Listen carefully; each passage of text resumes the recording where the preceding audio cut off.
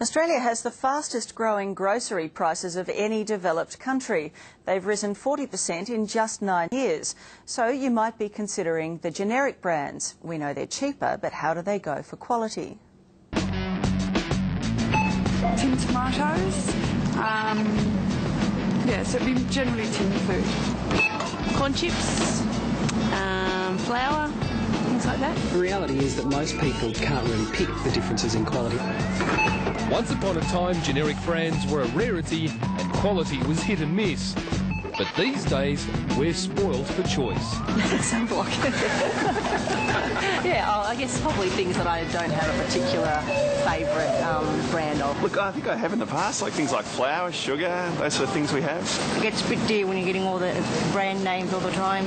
Aldi's been doing it for years. Stores crammed almost exclusively with its own branded products, while Coles' generic brand contributes millions to its bottom line every year.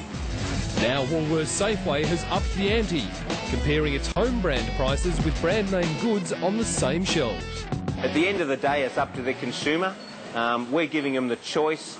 James Aylan from Woolworths says 4 million Australians are buying more generic groceries now than they were 12 months ago, and he claims they're getting more for their money than ever before. We've got our own quality assurance area, we've got our own testing labs where we extensively go through our complete home brand range to make sure that it does have the quality that we expect our customers are looking for. Seems there's no longer a stigma attached to generic goods, and with good reason. For example, a litre of extra virgin olive oil can be almost a third cheaper. 500 grams of peanut butter, 35% off. Even everyday items like apple juice are 40% cheaper. Savings on 250 grams of butter can be even bigger. I think ultimately what customers have to do is decide on taste or even pricing. Deakin Uni marketing expert Paul Harrison says the choice is even tougher because home brand products often come from the same production line, just with different labels. These national brands are basically saying we'll supply you with these products, but don't necessarily point out that we're the ones who are supplying you for your private label brands. Comparing house brand sugar to a brand label finds a 43% difference, and kids' lunchbox snacks like cheese and biscuits are nearly half price. Diced tomatoes go good in pasta dishes and are cheap at half the price, and you'll save even more on tins of beetroot, up to 55%. The only way to check for yourself is to hit the supermarket aisles running.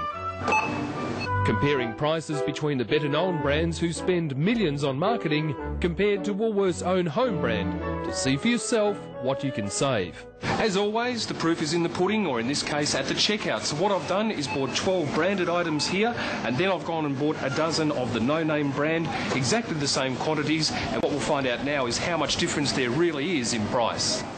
For the branded groceries, I didn't get much change from a $50 note, but the home brand buy-up totalled less than $30. So the difference between the two baskets of groceries is almost $20, which represents a saving of about 40%. Now imagine if you could chop 40% off your yearly grocery bill, what that would save you. On items like salmon, there's 60% difference in a 210-gram tin, and on canned tuna, you'll spend barely a third what the average brand name would cost. The biggest savings are on the most basic foods. Plain flour for less than a third the price, and if you're into bottled water, you could buy 3 home brand bottles for the cost of 1 branded item. But what it often boils down to is the psychology of shopping. Most shopping is habitual, so we'll continue to buy the same brands day in, day out. Still to come.